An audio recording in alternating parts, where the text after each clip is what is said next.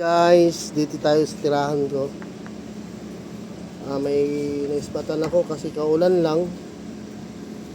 Yung nakita kong sawa o snake. Hindi naman siya binumus. So, try natin hulihin. Gamit lang ito. Nasa likod nito. So, dandahan natin buksan.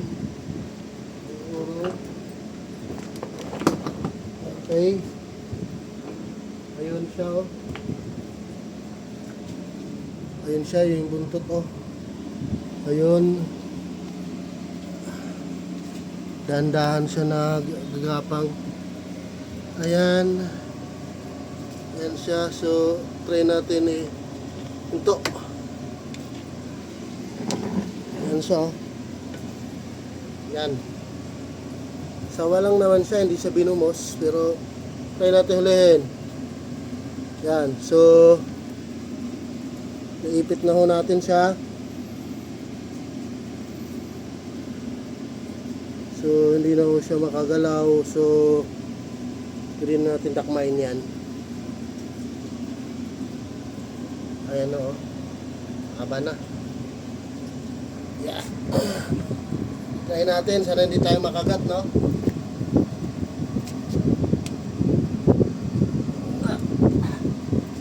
Tapang siya kahit hindi siya makaligo. Pula yung mata. Ipit na siya kasi hindi siya makaligo. So, gamitan pa natin ng isa para maipit natin ng ulo para hindi siya makakagat. Yan, daganan natin yung ulo niya. Yan, daganan na. And then lamputin na natin ang ulo. Yan, kuha natin siya. Ito isang snake. Yan, yan. Good job. Yan, yeah. Dito lang yan sa aking siya, tumahay siya. Naghahanap siguro ng daga ito. Guys, ito ang aking kapitbahay. Diba? Malit lang na sawa. So ang gustong mag-alaga dyan na malit na sawa, pumunta lang dito sa akin. Ilagay natin dito. Yan.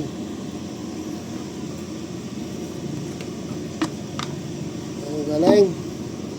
Kaya pala yung aso natin is takot na takot.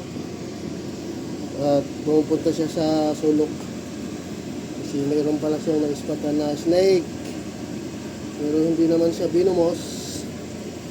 Kaya yan, gutom siya eh. Gusto niya talaga makakagat. Yung ilaban yung sarili niya. Ano to siya? Kulay pula. Ibig sabihin, bitit ito, lalaki. Male to siya, male. Male snake. Okay. Ito na. Para hindi siya mamatay, butasan natin yung ano.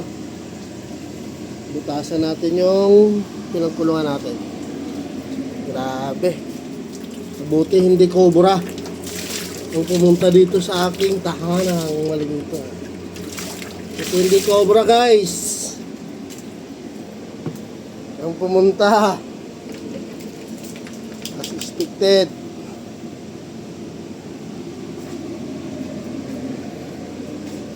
Thank you for watching.